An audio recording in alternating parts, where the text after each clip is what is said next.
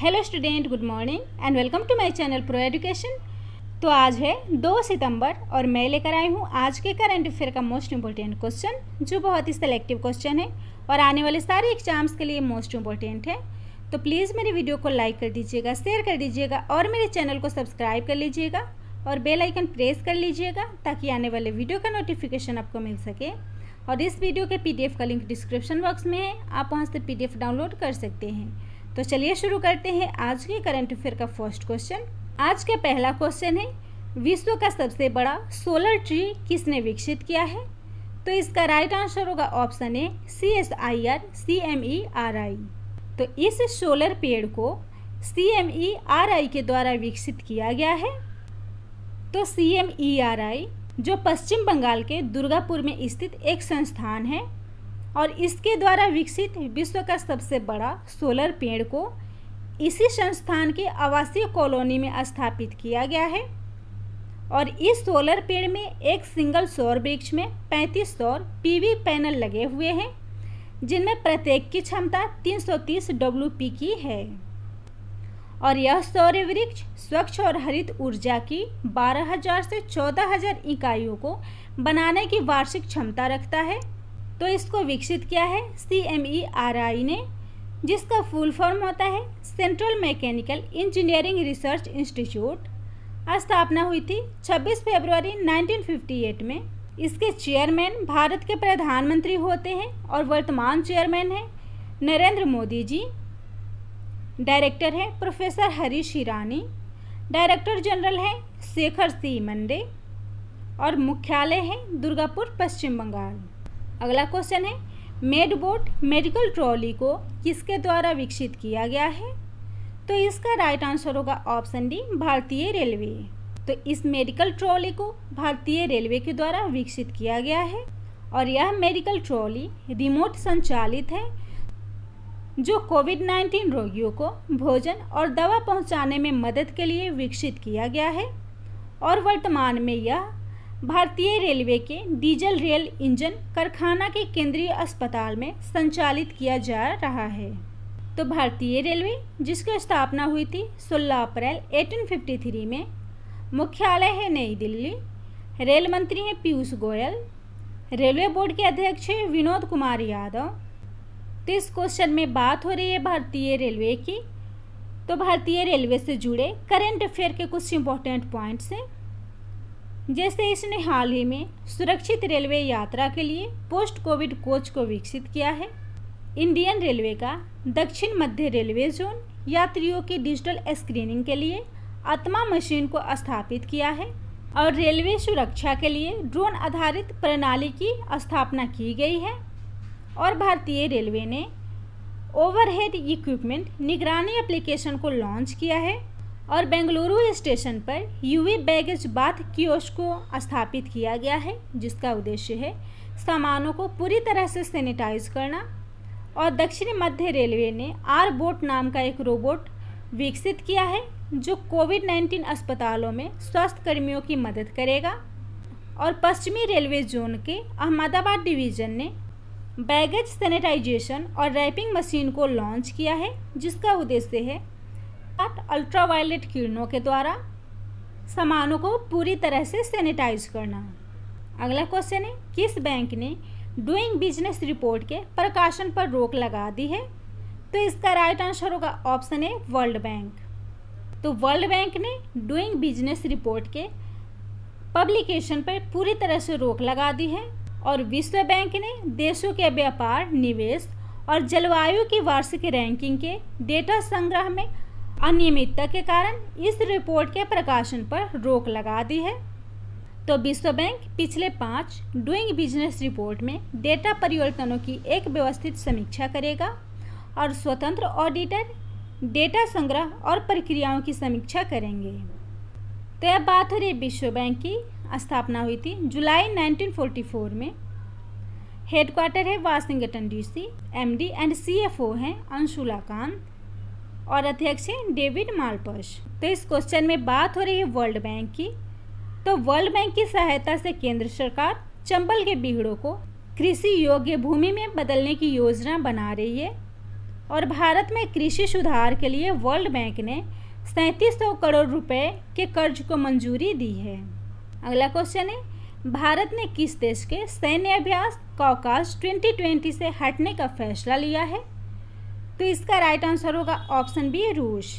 तो कॉकास 2020 सैन्य अभ्यास रूस में आयोजित किया जाना है और कोविड-19 और इसके परिणाम स्वरूप अभ्यास में आने वाले कठिनाइयों के कारण 15 से 26 सितंबर 2020 के दौरान रूस में होने वाले बहुपक्षीय सैन्य अभ्यास कॉकास 2020 से भारत ने हटने का फैसला लिया है। तो इस सैन्य अभ्यास में शंघाई सहयोग संगठन और मध्य एशिया देशों का सदस्य देश भाग लेता है। यहाँ बात हो रही है रूस की, राजधानी है मॉस्को, प्रधानमंत्री है मिखाइल मिशुस्टिन, राष्ट्रपति है व्लादिमीर पुतिन और करेंसी है रशियन रूबल। तो इस क्वेश्चन में बात हो रही है रूस की। तो रूस से जुड़े करंट अफेयर के कुछ इंपॉर्टेंट पॉइंट्स हैं जो आपके एग्जाम के लिए बहुत ही महत्वपूर्ण हो सकते हैं। जैसे हाल ही में फीडे शतरंज ओलंपियाड में भारत और रूस को संयुक्त रूप से विजेता घोषित किया गया है और रूस ने MGTD-20 गैस टरबाइन 3D का सफल परीक्षण किया है और कोविड-19 वैक्सीन स्पुतनिक V को सफलतापूर्वक लॉन्च करने वाला रूस है और रूस ने हाल ही में दुनिया का सबसे शक्तिशाली परमाणु बम सार बॉम्बों को विकसित किया है। तो इस क्वेश्चन में बात हो रही है सैन्य अभ्यास की।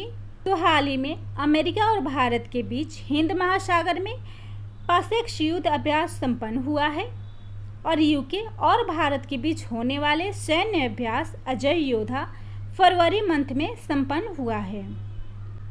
अगला क्वेश्चन है, फॉर्मूला 1 यानी कि F1 बेल्जियम ग्रैंड प्रिक्स 2020 के खिताब को किसने जीता है? तो इसका राइट आंसर होगा ऑप्शन बी, लुइस हैमिल्टन। तो इस खिताब को लुइस हैमिल्टन ने जीता है और लुइस हैमिल्टन जो कि एक मर्सिडीज रेसर हैं और इन्होंने बेल्जियम के एस्पा फ्रैंकोरचैम्प्स में फार्मूला 1 बेल्जियम ग्रैंड प्रिक्स 2020 के खिताब को जीता है और यह सीजन की उनकी 5वीं जीत है। और इस ग्रैंड प्रिक्स में दूसरे स्थान पर वाल्टेरी बोटास हैं जो मर्सिडीज रेसर हैं और वे फिनलैंड के रहने वाले हैं और तीसरे स्थान पे है मैक्स वर्स्टेपेन जो रेडबुल से संबंधित हैं और नीदरलैंड के हैं।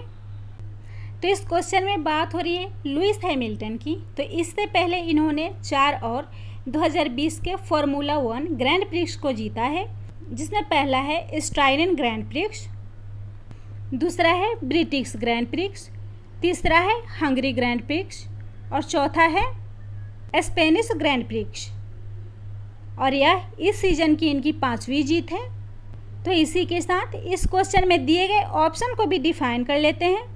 इसका फर्स्ट ऑप्शन है वोल्टेरी बोटास जिन्होंने ऑस्ट्रेलियन ग्रैंड प्रिक्स को जीता है, बायर्न म्यूनिक जिन्होंने हाल ही में UEFA चैंपियनशिप 2019-20 के खिताब को अपने नाम किया है और मैक्स वेरस्टेपेन ने 17वें एनिवर्सरी ग्रैंड प्रिक्स को जीता है। अगला क्वेश्चन है एग्रीओटा ई मार्केट प्लेस को किस देश के मल्टी कमोडिटी सेंटर ने लॉन्च किया है?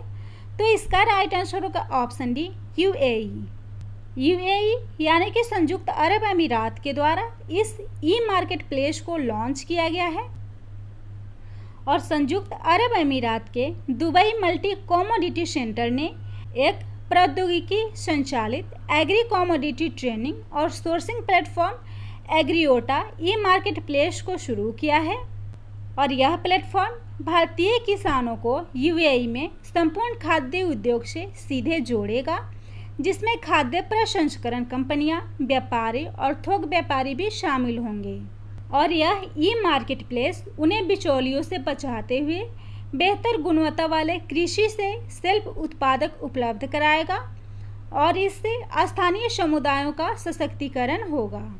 तो दुबई मल्टी कमोडिटी सेंटर जिसकी स्थापना हुई थी 2002 में, हेडक्वार्टर है दुबई संयुक्त अरब अमीरात। इसके CEO हैं गौतम शशिताल और एग्जीक्यूटिव चेयरमैन हैं अहमद बिन सुलेमान। और संयुक्त अरब अमीरात जिसकी राजधानी है अबू धाबी, राष्ट्रपति हैं शेख खलीफा बिन जायद अल नहयान और करेंसी है दिरहम। तो इस क्वेश्चन में बात हो रही है संयुक्त अरब अमीरात की। तो आईपीएल का आयोजन 19 सितंबर से 10 नवंबर तक संयुक्त अरब अमीरात में किया जाएगा। आईपीएल के अलावा बीसीसीआई यूएई में 1 से 10 नवंबर तक महिला T20 चैलेंज की भी मेज़बानी करेगा। और संयुक्त अरब अमीरात में दुनिया का सबसे बड़ा सोलर प्लांट हाल ही में स्थापित किया गया है और परमाणु ऊर्जा प्लांट शुरू करने वाला संयुक्त अरब अमीरात अरब देशों में पहला देश बन गया है। अगला क्वेश्चन है, देश की पहली सी प्लेन सर्विस 31 अक्टूबर से किस राज्य में शुरू की जाएगी? तो इसका राइट आंसर होगा ऑप्शन सी गुजरात। तो पहली सी प्लेन गुजरात में संचालित की जाएगी और यह सी प्लेन अहमदाबाद के साबरमती रिवर फ्रंट से गुजरात के केवड़िया के स्टैचू ऑफ यूनिटी तक निर्बाध और किफ़ायती हवाई यात्रा प्रदान करेगी। तो सरदार वल्लभ भाई पटेल जी के जयंती पर शुरू होने वाली यह सी प्लेन स्पाइस जेट एयरलाइंस के द्वारा संचालित की जाएगी। तो इस क्वेश्चन में बात हो रही है एयरलाइंस की। तो नागरिक उड्डयन राज्य मंत्री हैं हरदीप सिंह पुरी और इस प्लेन को गुजरात में सबसे पहले संचालित की जाएगी।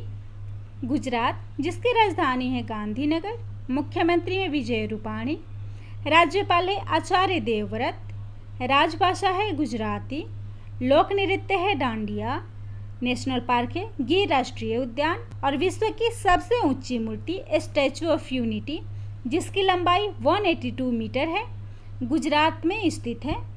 और किसान सहाय योजना को हाल ही में गुजरात में शुरू किया गया है। धन्वंतरी रथ मोबाइल वैन को नॉन कोविड-19 रोगियों के लिए संचालित किया गया है। और काकरापाड़ न्यूक्लियर पावर प्लांट गुजरात में स्थापित है। भारत की पहली रेलवे यूनिवर्सिटी गुजरात के बड़ोदरा में स्थापित की गई थी। और सोलर रूफटॉप स्थापित करने वाला गुजरात देश का पहला राज्य है। जैव विविधता पर दुनिया का पहला सम्मेलन गुजरात में आयोजित हुआ था। और भारत की पहली सेहत परीक्षण प्रयोगशाला गुजरात में हाल ही में स्थापित की गई है। और गुजरात के 2 फ्लाईओवर का नाम अरुण जेटली और सुषमा स्वराज के नाम पर रखा गया है। और हाल ही में सरकार के द्वारा विश्व का सबसे बड़ा टॉय म्यूजियम बनाए जाने की घोषणा गुजरात में की गई है। अगला क्वेश्चन है, अयाका ताकाहाशी ने हाल ही में संन्यास लेने की घोषणा की है, वे किस खेल से संबंधित है? तो इसका राइट आंसर का ऑप्शन है बैडमिंटन। तो अयाका ताकाहाशी बैडमिंटन से संबंधित हैं और वे जापान की रहने वाली हैं और इन्होंने 2016 में रियो ओलंपिक में जापान का पहला स्वर्ण पदक जीता था। तो अयाका ताकाहाशी ने 10 साल तक मिसाकी मात्सुतोमो के साथ गेम में हिस्सा लिया था, जिसके कारण इस जोड़ी का नाम ताकामात्सु रखा गया है। और उन्होंने रिटायरमेंट का कारण कोविड-19 महामारी के कारण टोक्यो ओलंपिक 2020 से 2021 के स्थगन का हवाला दिया है। तो वे जापान की रहने वाली हैं, जो एशिया महाद्वीप में स्थित एक देश है, जिसका पड़ोसी देश है चीन, कोरिया और रूस। राजधानी है टोक्यो और करेंसी है जापानी येन। और जापान की नाओमी ओसाका टेनिस रैंकिंग में शीर्ष स्थान पाने वाली पहली एशियाई महिला खिलाड़ी बन गई हैं। और जापान के प्रधानमंत्री शिंजो आबे ने हाल ही में अपने पद से इस्तीफा दे दिया है। और ओलंपिक 2020 ग्रीष्मकालीन ओलंपिक का आयोजन 2021 में 23 जुलाई से 8 अगस्त के बीच में जापान की राजधानी टोक्यो में किया जाएगा। अगला क्वेश्चन है, हाल ही में पूर्व राष्ट्रपति प्रणब मुखर्जी का कितने वर्षों की उम्र में निधन हो गया है? तो इसका राइट आंसर होगा ऑप्शन सी 84 वर्ष। तो पूर्व राष्ट्रपति प्रणब मुखर्जी 84 वर्ष के थे और इनका हाल ही में निधन हो गया है। और पूर्व राष्ट्रपति प्रणब मुखर्जी मस्तिष्क सर्जरी के बाद कोरोना पॉजिटिव पाए गए थे और वे प्रणब दा के नाम से जाने जाते थे। और 2012 से 17 के बीच में वे देश के राष्ट्रपति बने थे और उन्हें 2019 में भारत रत्न से सम्मानित किया गया था। और भारत रत्न पुरस्कार पाने वाले वे देश के 5वें राष्ट्रपति थे।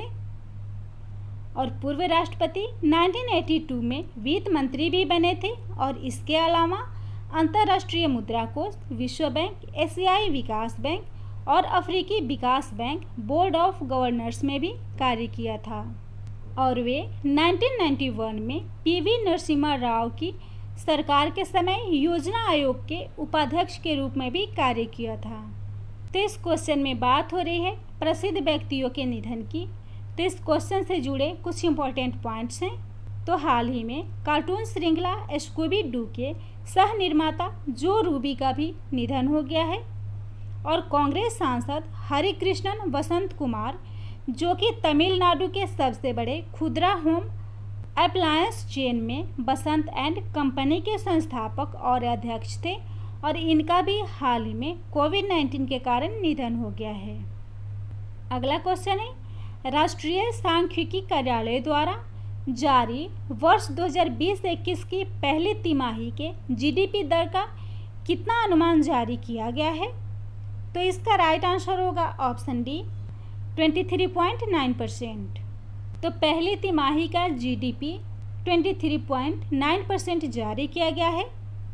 तो राष्ट्रीय सांख्यिकी कार्यालय द्वारा जारी अप्रैल से जून के बीच पहली तिमाही की सकल घरेलू उत्पाद यानी कि जीडीपी अनुमान में 23.9% का संकुचन दिख रहा है, जबकि 2019-20 की पहली तिमाही में 5.2% की वृद्धि हुई थी। तो Q1 में स्थिर 2011-12 मूल्यों पर जीडीपी का अनुमान 26.90 लाख करोड़ रुपए है, जो कि 2019-20 Q1 में यह मूल्य 35.35 लाख करोड़ रुपए थे।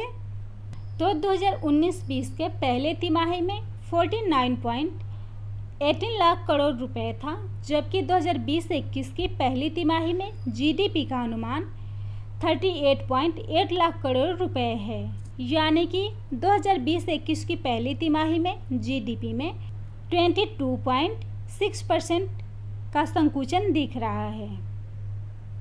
तो इस रिपोर्ट को जारी किया गया है सांख्यिकी कार्यालय के द्वारा। तो सांख्यिकी और कार्यक्रम राज्य मंत्री हैं राव इंद्रजीत सिंह। तो इस क्वेश्चन में बात हो रही है जीडीपी की, यानी कि ग्रॉस डोमेस्टिक प्रोडक्ट की। तो एक देश के भीतर उत्पादित सभी माल और सेवाओं के लिए किए गए कुल व्यय को जीडीपी या सकल घरेलू आय कहते हैं। तो 2020-21 के जीडीपी दर रहने का अनुमान कुछ रेटिंग एजेंसियों के द्वारा लगाया गया है, जिसमें फर्स्ट है फिच, जिसका अनुमान है -5%। क्रिसिल ने भी -5% रहने का अनुमान लगाया है। मूडीज ने -4%, केयर रेटिंग ने -6.4%, फिकी ने -4.5%, एडीबी ने -4%, आरबीआई 1.5%, एसबीआई -6.8% और इकरा ने -9.5% जीडीपी दर रहने का अनुमान लगाया है। अगला क्वेश्चन है, हाल ही में ओणम का त्यौहार किस राज्य में मनाया गया है? तो इसका राइट आंसर होगा ऑप्शन सी केरल।